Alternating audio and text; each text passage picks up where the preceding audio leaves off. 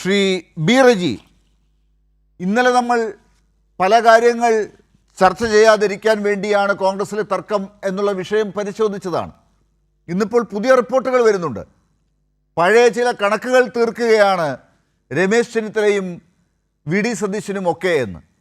V D Satheesan 2021 എങ്ങനെയാണ് പ്രതിപക്ഷ നേതാവായത് എന്നുള്ളത് നമുക്കൊക്കെ അറിയാം. അന്ന് ഉമ്മൻചാണ്ടിയും രമേശ് ചെന്നിത്തലയും ടേം വച്ച് തീരുമാനിക്കാൻ ഗ്രൂപ്പുകൾ എടുത്ത തീരുമാനത്തിൽ ഒടുവിൽ ഹൈക്കമാൻഡിൻ്റെ പിന്തുണയോടുകൂടി വി ഡി സതീശൻ എങ്ങനെ അതിനെ അട്ടിമറിച്ചു, ഒടുവിൽ പ്രതിപക്ഷ നേതാവായി എന്ന്. ഇപ്പോൾ അതേപോലെ തിരിച്ച് അതിന് പകരം വീട്ടാൻ രമേശ് ചെന്നിത്തലയ്ക്ക് ഒരു അവസരം വന്നതുപോലെ ആണ് ഇപ്പോഴത്തെ തർക്കങ്ങൾ. എങ്ങനെ കാണണം അതിനെ? ബഹുമാനനായ ഡോക്ടർ ലാൽ, അങ്ങയുടെ ഒരു വാക്ക് കടമെടുത്തുകൊണ്ട് ഞാൻ ഈ ചർച്ച തുടക്കാം. അതായത് അങ്ങ് പറഞ്ഞു മുഖ്യമന്ത്രി പദത്തിന് വേണ്ടിയുള്ള സാങ്കല്പികമായിട്ടുള്ള ചർച്ചകളാണ് നടക്കുന്നതെന്ന്. അങ്ങ് ആമുഖത്തിൽ പരാമർശിച്ച ആ ചീട്ടുകൊട്ടാരം, അങ്ങ് പടുത്തുയർത്തിയ ഒരു എന്താണ് സാങ്കല്പികമായ വാചകങ്ങൾ കൊണ്ടുള്ള കസർത്ത് അപ്പാടെ വാസ്തവ വിരുദ്ധമാണ്, യാഥാർത്ഥ്യങ്ങളിൽ നിന്ന് എത്രയോ അകന്നിട്ടുള്ളതാണ്. 1979 UDF ഫോം ചെയ്തതിന് ശേഷം കേരളത്തിൽ 8 തവണ മുഖ്യമന്ത്രിമാരെ നിശ്ചയിച്ചിട്ടുണ്ട് UDF സംവിധാനം. കോൺഗ്രസ് അതിൻ്റെ പാർലമെൻ്ററി പാർട്ടി ലീഡേഴ്സിനെ കണ്ടെത്തുന്നതും വളരെ സ്മൂത്തായിട്ട് എല്ലാ ഘട്ടത്തിലും അതിൻ്റെ സിസ്റ്റം അനുസരിച്ച്, സംവിധാനം അനുസരിച്ച് നമ്മുടെ സംസ്ഥാനത്ത് നടന്നിട്ടുണ്ട്.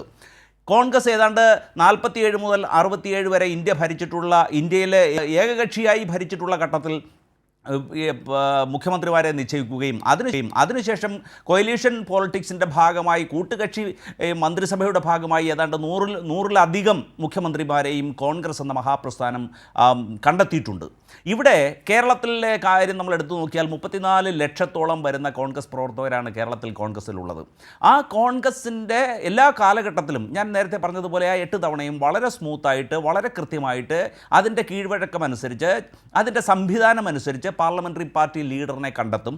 അത് ഇപ്പോൾ വിജയിക്കും എന്നുള്ള പ്രതീക്ഷയാണുള്ളത്. അങ്ങനെ വിജയിക്കുന്ന ഘട്ടത്തിലും ആയാലും ശരി, അത് മറിച്ച് ആണെങ്കിലും ശരി, ഒരു പാർലമെൻ്ററി പാർട്ടി ലീഡറെ തിരഞ്ഞെടുക്കുന്നതിന് കൃത്യമായ വ്യവസ്ഥകളുണ്ട്, സംവിധാനമുണ്ട്. അതനുസരിച്ചാണ്. അത് കോൺഗ്രസിന് ഒരു പ്രത്യേക സംവിധാനമുണ്ട് എന്ന് ശ്രീ ബി റജി പറഞ്ഞത് ശരിയാണ്. അതനുസരിച്ചാണ് 2021 കോൺഗ്രസിൻ്റെ ആ ഒരു പ്രത്യേക രീതി അനുസരിച്ച് ഉമ്മൻചാണ്ടിയും രമേശ് ചെന്നിത്തലയും തമ്മിൽ അധികാരം കിട്ടുമ്പോൾ വീതിക്കുന്ന കാര്യത്തെക്കുറിച്ചുള്ള ഒരു തീരുമാനമുണ്ടായത്.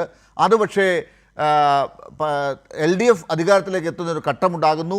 അവിടെ രമേശ് ചെന്നിത്തല ഒരു പരാജിതനാണ് എന്ന് വി ഡി സതീശന് എളുപ്പം സ്ഥാപിക്കാൻ സാധിക്കുന്നു. അദ്ദേഹത്തിന് MLA-മാരെ ഗ്രൂപ്പിൽ നിന്നും ഗ്രൂപ്പിൽ നിന്നും MLA-മാരെ തൻ്റെ പക്ഷത്തേക്ക് കൊണ്ട് നിർത്താൻ സാധിക്കുന്നു.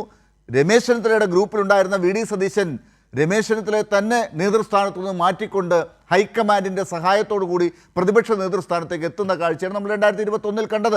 അതിപ്പോൾ തിരിച്ചു പോകുന്ന ഒരു കാഴ്ചയാണ് ഇപ്പോൾ കാണുന്നത് എന്നതാണ് നമ്മുടെ ചർച്ചാ വിഷയം. നോക്കൂ ഡോക്ടർ ലാൽ, 2021 സംഭവ വികാസങ്ങളെക്കുറിച്ച് അങ്ങ് പ്രതിപാദിച്ചിട്ടുള്ളത് അങ്ങയുടെ ഒരു വെർഷൻ മാത്രമാണ്. കോൺഗ്രസിനെ സംബന്ധിച്ച് അതിൻ്റെ പാർലമെൻ്ററി പാർട്ടി നേതൃത്വം ഹൈക്കമാൻഡിൻ്റെ നിർദ്ദേശാനുസരണം, ഹൈക്കമാൻഡിൻ്റെ സൂപ്പർവിഷനിൽ ആ ഒരു ഘട്ടത്തിൽ അന്നത്തെ പ്രതിപക്ഷ നേതാവിനെ തിരഞ്ഞെടുക്കുകയുണ്ടായി. അതായത് കോൺഗ്രസ് പാർലമെൻ്ററി പാർട്ടിയുടെ നേതാവിനെ തിരഞ്ഞെടുക്കുകയുണ്ടായി.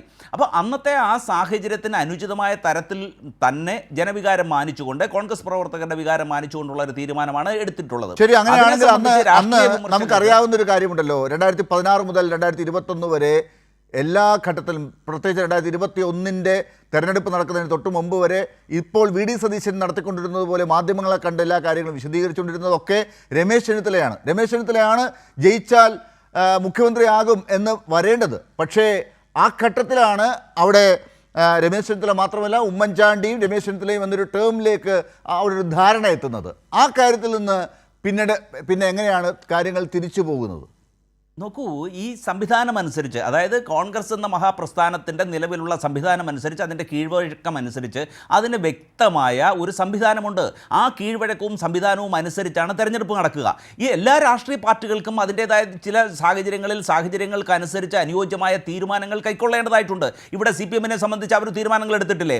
മുഖ്യമന്ത്രി സ്ഥാനാർത്ഥി മുഖമായി ഒരാളെ നിശ്ചയിച്ചുകൊണ്ട് അവസാനം ഫലപ്രഖ്യാപനം വന്നതിന് ശേഷം മറ്റൊരാൾ മുഖ്യമന്ത്രിയാകുന്ന സ്ഥിതിയൊക്കെ നമ്മൾ CPM-ൻ്റെ രാഷ്ട്രീയത്തിൽ ഇടതുപക്ഷ രാഷ്ട്രീയത്തിൽ നമ്മൾ പലതവണ കണ്ടിട്ടുള്ളതല്ലേ. അപ്പോൾ ഓരോ രാഷ്ട്രീയ കാലാവസ്ഥ അനുസരിച്ചും ഓരോ പാർട്ടിക്കും അതിൻ്റെതായ നിലവാരവും അനുസരിച്ചും അതിൻ്റെ സാഹചര്യങ്ങളുടെ പ്രത്യേകത അനുസരിച്ചും അതിൻ്റെ നേതൃത്വത്തെ തിരഞ്ഞെടുക്കുന്നു.